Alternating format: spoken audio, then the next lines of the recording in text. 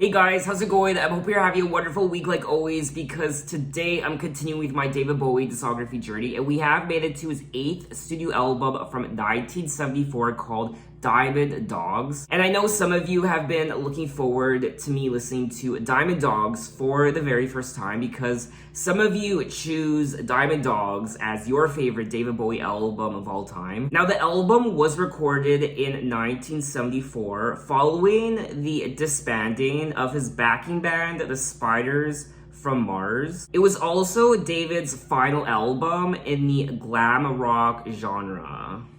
So it looks like we are coming to the end of an era with this album, Diamond Dogs, and it's sad. I don't want this era to end.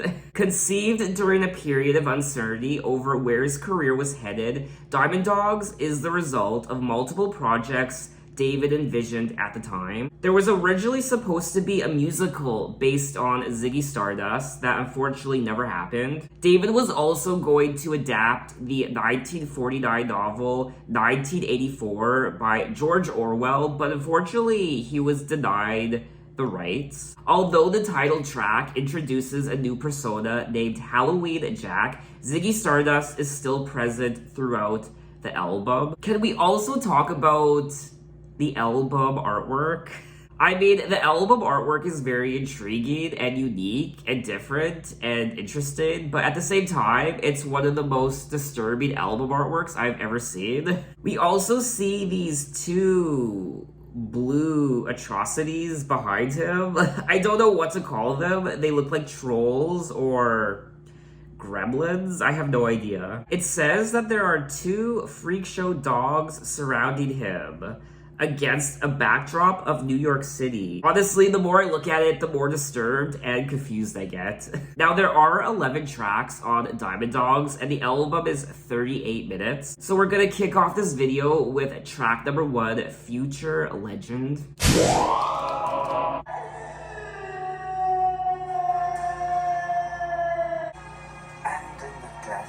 As the last few corpses lay rotting in the slimy thoroughfare, and red-mutant eyes gazed down on Hunger City, and 10,000 peoploids stiffened to smooth clouds, gathered on the highest of the sterile skyscrapers, ripping and re-wrapping Lincoln shiny silver fronts.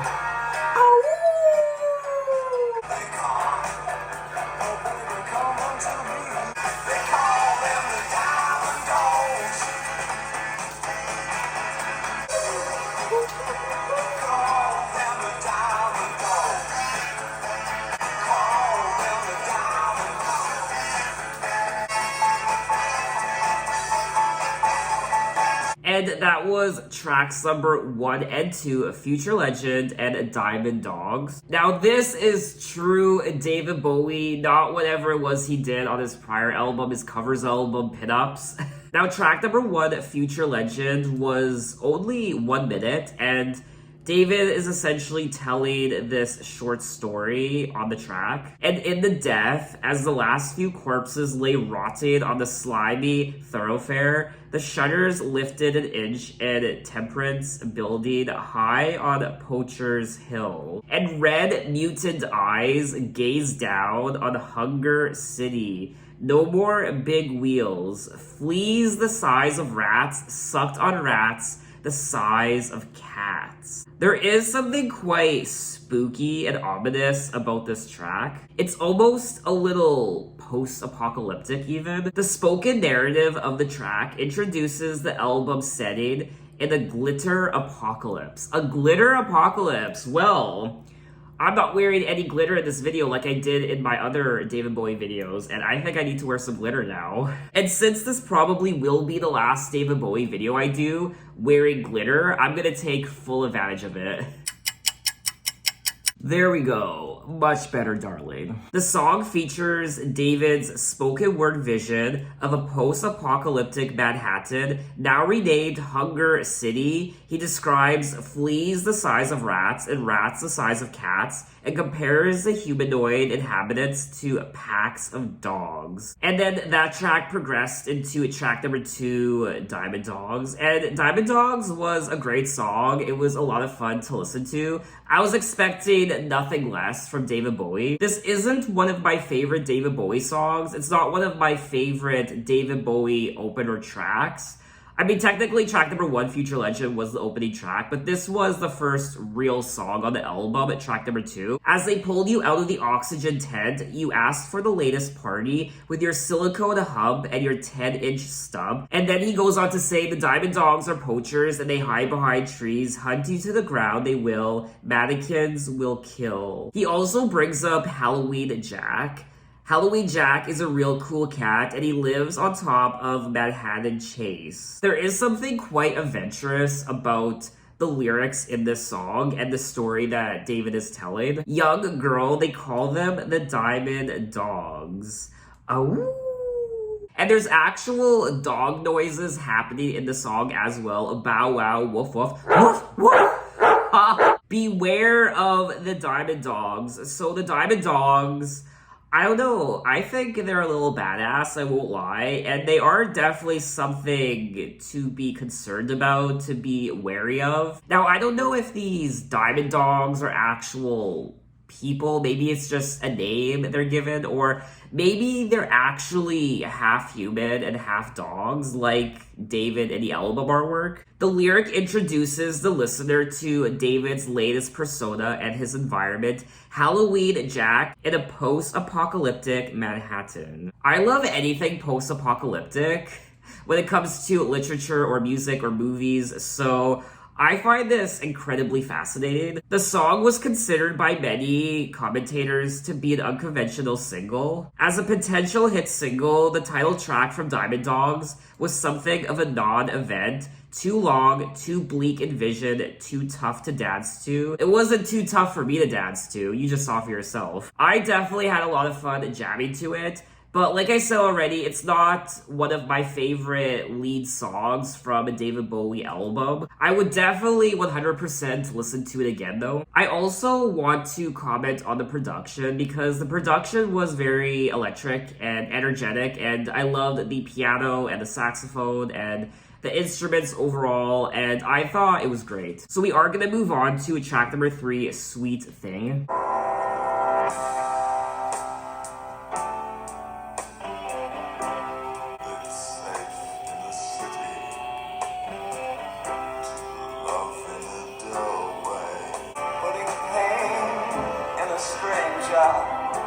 Like a portrait in flash. Will you see that I'm scared and I'm lonely? Boys, boys, boys, it's a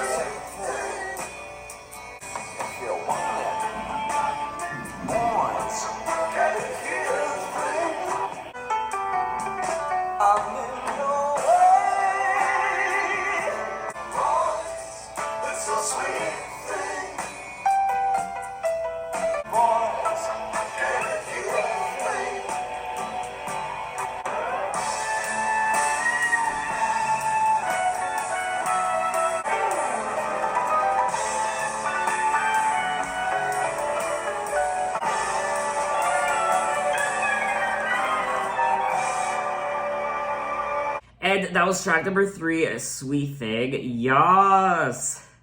I adore this song. I think I like this track a lot more than track number 2, Diamond Dogs. I still like Diamond Dogs, but I think I prefer this song, Sweet Thing, over Diamond Dogs. I also just realized I'm not wearing pants right now, so that's why sitting on this chair right now is very much uncomfortable, because there's like holes in the seat of the chair and it's like digging into my flesh, so I had to put some pants on.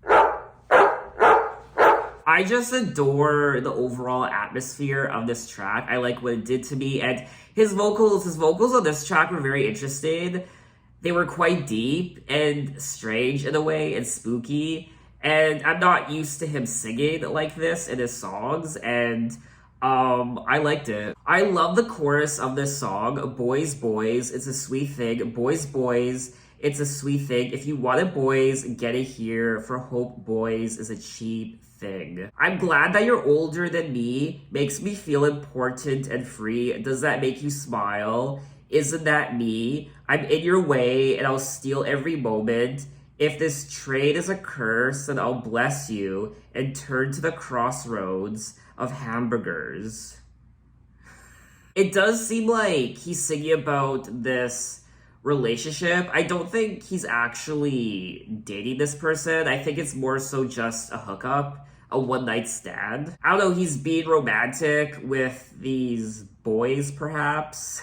I did think there was something quite homoerotic about the song, but maybe that's just me. Maybe that's why I like it so much. I did think perhaps this song was about him sleeping with another man, because he does say, boys, boys, it's a sweet thing, but this part of the song, this chorus, is in quotes, so maybe he's singing about this woman, and she's saying, boys, boys, it's a sweet thing. If you want it, boys, get it here. So I don't know if he's singing about a guy or a girl. David is bisexual, so it could be either or. I am a little confused when it comes to David Bowie's sexuality, because it does say here that in 1972 he came out as gay, but then in 1976 he came out as bisexual. And then years later, he made a statement saying that he had been a closet heterosexual. He could be singing about some sort of prostitute. Maybe she is a prostitute, or maybe this is a male prostitute. I don't know. It does say here that Sweet Thing is David at his sleaziest. It's a song about a transactional, loveless sex, with the impassive protagonist putting pain in a stranger. I absolutely loved the guitar on this track, and the overall production was very much intoxicating for me anyway. But anyway, let's move on to track number 4, Candidate.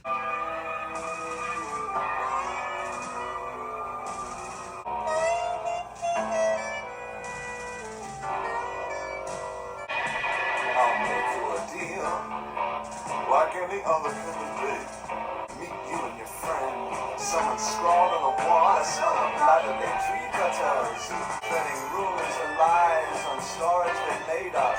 Some make you sing and some make you scream. So darling, I should catch you playing if you want it. Boys, now won't you? I need you. Anyone out there? Anytime? Or on the street where you live, I put my hair on my head. Or I put all I had in another bed.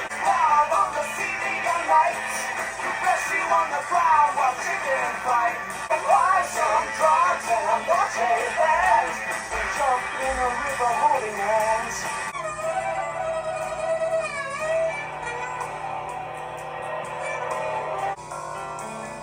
If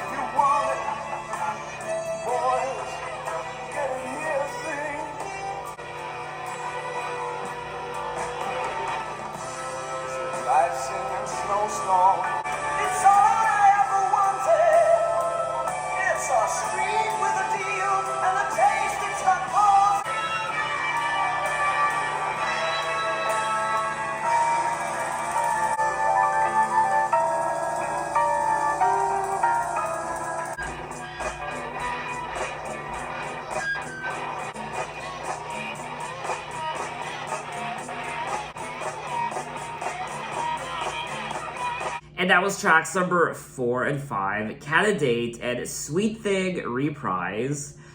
I feel a little overwhelmed listening to this album, and I don't really know why.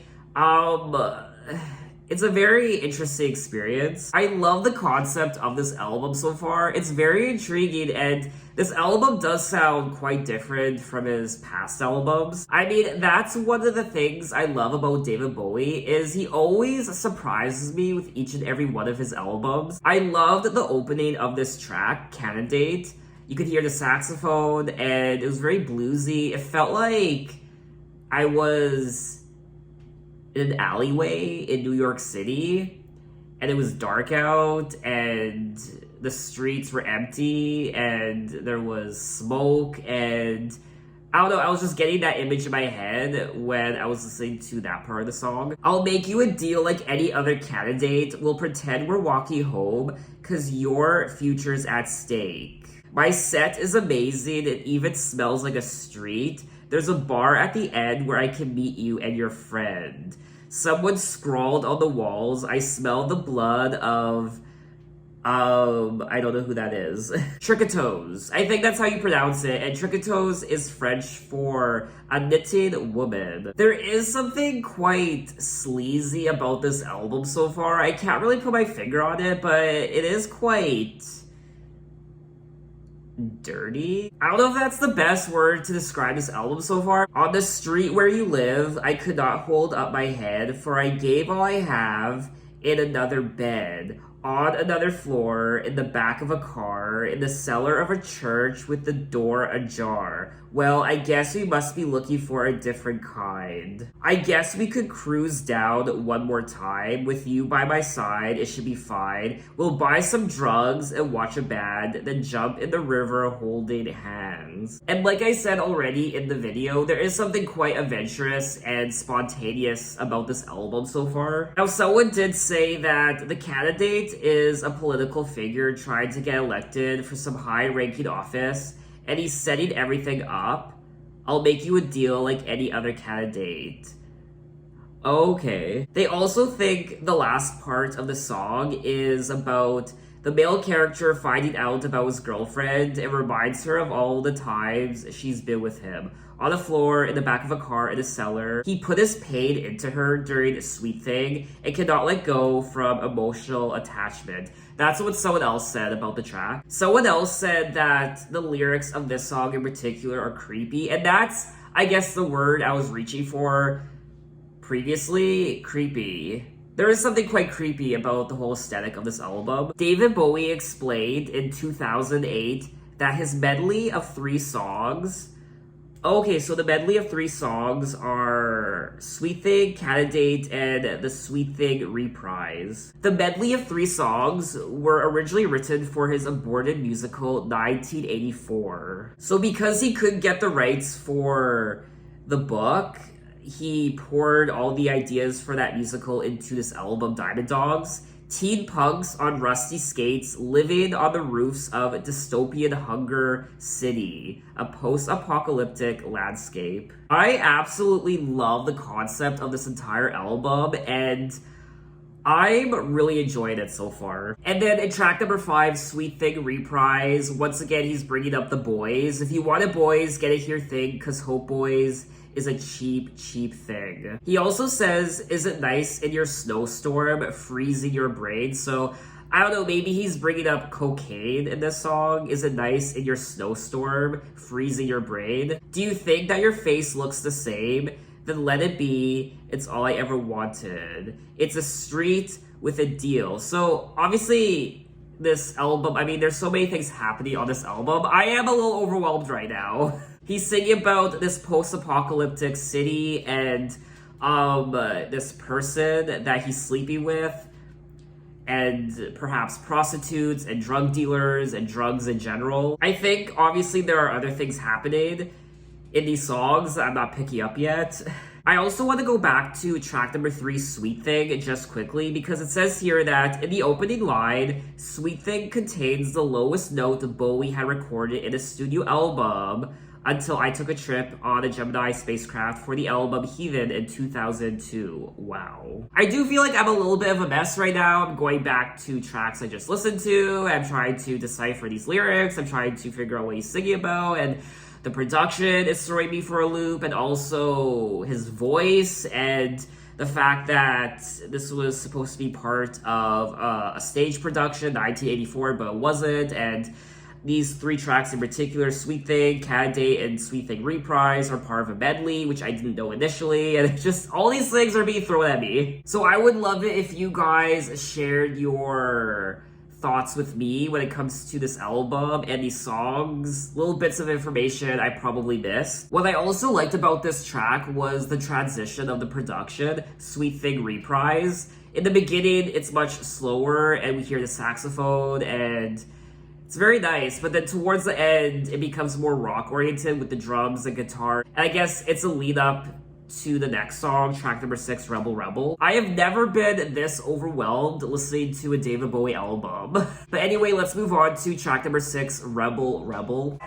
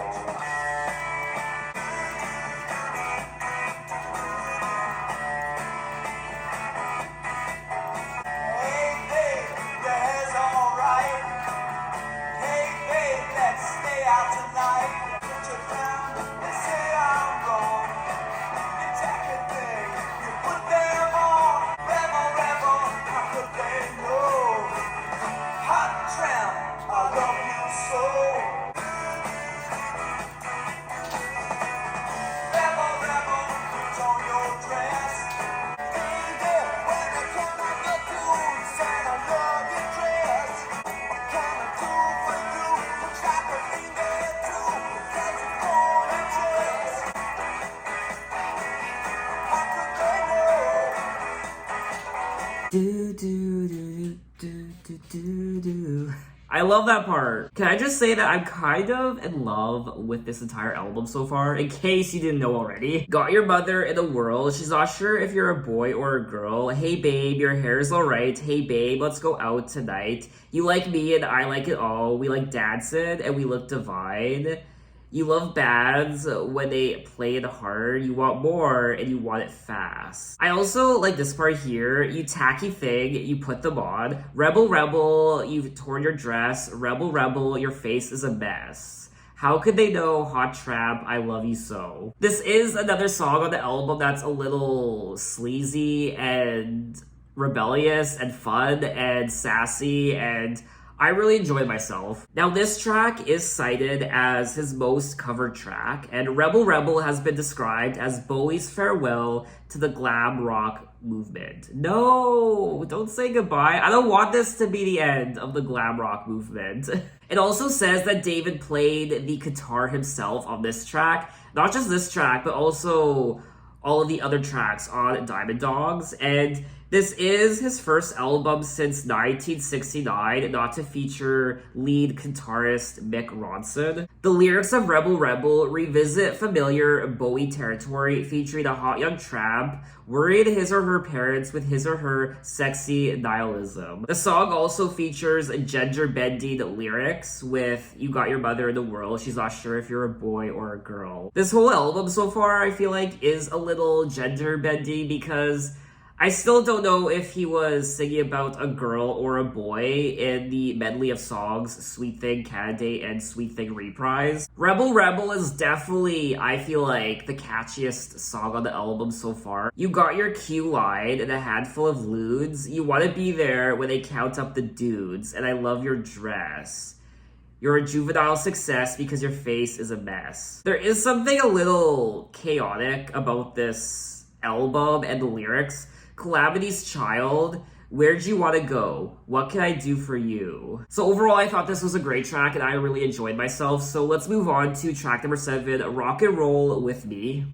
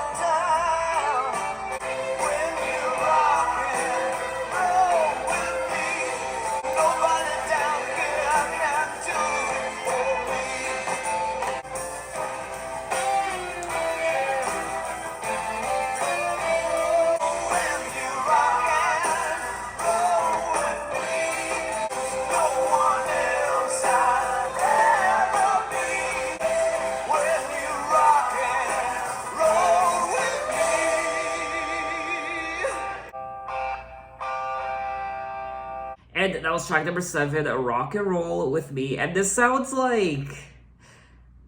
it kind of has that sad aesthetic to it. This sounds like another farewell song to the glam rock era. And it sounds like a song you'd hear at a bar, the last song of the night. It almost seems like you're saying goodbye to a friend you've known for a long time. When you rock and roll with me, no one else, I'd rather be. Nobody here can do it for me. I'm in tears when you rock and roll with me. I won't lie, this kind of sounds like the end of the album already, but we still have 4 more tracks to listen to. You always were the one that knew. They sold us for the likes of you. I always wanted new surroundings, a room to rent while the lizards lay crying in the heat, trying to remember who to meet. So he is singing about this person. I'm assuming it's the same person he has sung about in all the other songs, and it's pretty straightforward. I'm in tears when you rock and roll with me. So I really like this track, and the production, David was playing the guitar on this track, I imagine, from what I read, that he played the guitar on all these songs on this album, and I really liked the song overall. It's not one of my favorites on the album, but I still loved it. The lyrics of the song supposedly address the artist's complex relationship with his fans. It has been described as one of Bowie's least self-conscious love songs. Actually, I changed my mind. I think this might be one of my favorite tracks on the album, and this album has definitely thrown me for a loop, and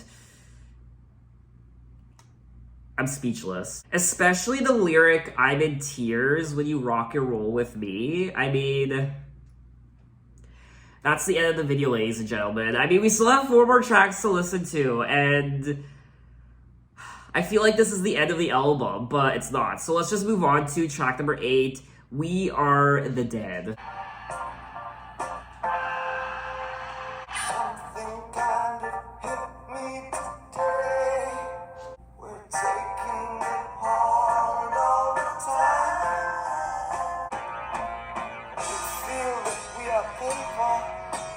Choking on you nightly, deceive your next of kin, for you're dancing where the dogs decay.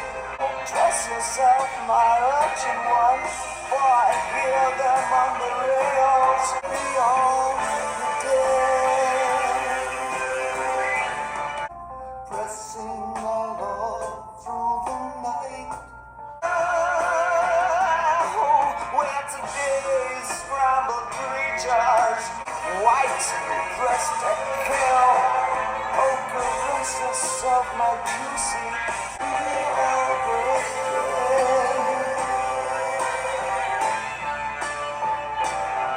And that was track number 8, We Are the Dead.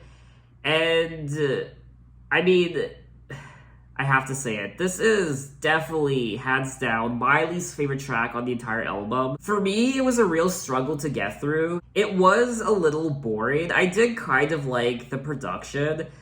The lyrics didn't really grab me like all the other songs did. Be elusive but don't walk far, for we're breaking in the new boys, deceive your next of kin. For your dancing where the dogs decay, defecating ecstasy, you're just an ally of the leecher. He also says, locator for the virgin king, but I love you, and your fuck me pumps. I looked at you and counted all the times we had laid, pressing our love through the night, knowing it's right. Now I'm hoping someone will care, living on the breath of a hope to be shared. So I do think he's singing about the same person that he has sung about already in all the other songs. And then he also says, we're today's scrabbled creatures. It's a 24-hour service guaranteed to make you tell. And the streets are full of pressed men, bent on getting hung and buried. So once again, there is something quite reckless about this song and rebellious. We are the dead, we are the dead. So just like quite a few of the other songs, there is something quite creepy about the lyrics. This post-apocalyptic setting in Manhattan. The song is based on a line from George Orwell's novel 1984, "We are the dead are the last words Winston Smith says to Julia." Okay, I can't read that because I've been wanting to read this book, so I'm not going to continue reading what this song's about because I don't want anything to be spoiled. Oh, caress yourself, my juicy, for my hands have all but withered. Oh, dress yourself, my urchin one, for I hear them on the stairs.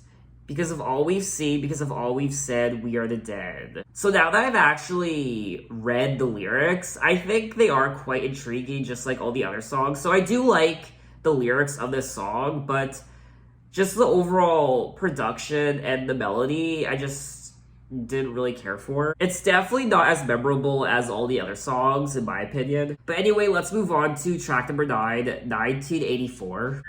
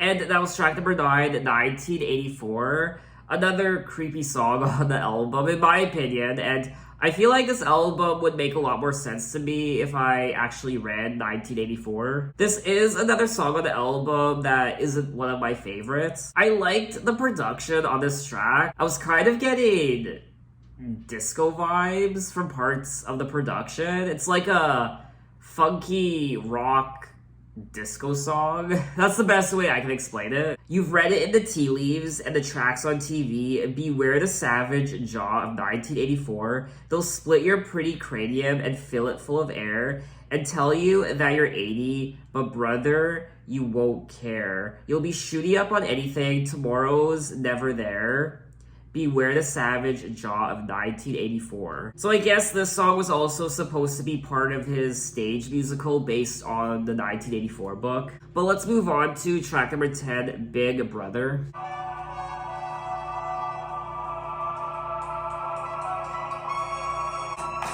Don't talk of dust and roses. Give me pulses unreal. He'll build a glass asylum. He'll save your shores. Someone to blame us, someone to follow. Won't you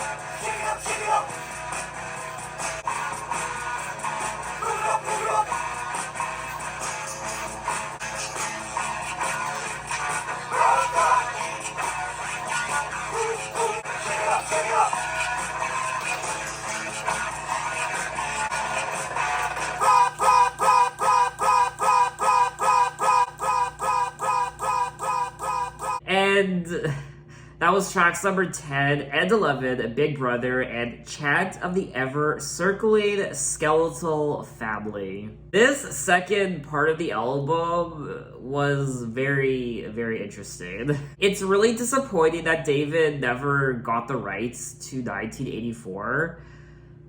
I mean, one can only imagine what a stage production, a stage musical of 1984 would have looked like from David Bowie. Now, Big Brother is the fictional character and symbol in George Orwell's 1949 novel, 1984. Wow, that's confusing. So it looks like this is where Big Brother originated from, which I think is something I originally knew, but I forgot about. I remember religiously watching the reality TV show Big Brother, and I think I remember learning from that show that Big Brother was inspired by Big Brother from this novel because there are surveillance cameras watching the contestants in the house 24/7. In modern culture, the term Big Brother has entered the lexicon as a synonym for abuse of government power, particularly in respect to civil liberties, often specifically related to mass surveillance. I am absolutely obsessed with this novel now.